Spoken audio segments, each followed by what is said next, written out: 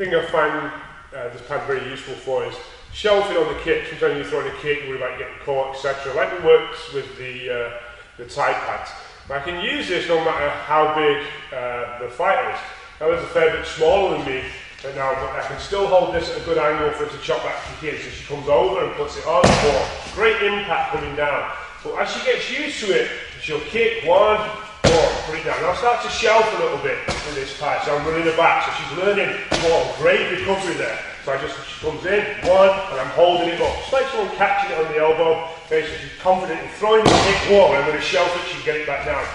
Because she can get it back down, when I shelf it, I tease it up a little bit, she's there, ready to go again, trying whatever she needs to pound. Okay, from there. She goes on this side, so she just kicks over, okay, and then what I do, I push the bottom handle in.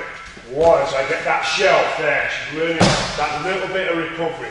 That little bounce at the end of the kick there, when someone's coming in to counter, is really, really useful skill to develop. Okay? So fundamentally with the handles, she comes over on this side, what I'm doing is pushing the lower handle through a little bit. So I go one to affect her balance. So I'm going to try and hold her like a tabletop. I keep her on there, and then we can start to work this whole game. So I'm going one, she can work this cover, she can come back in, boom. And then I can work that like this. I go shelf, one, I put this down, bam, there, she's back in again.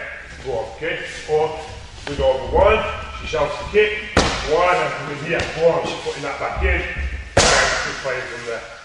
Shelving, really, really useful.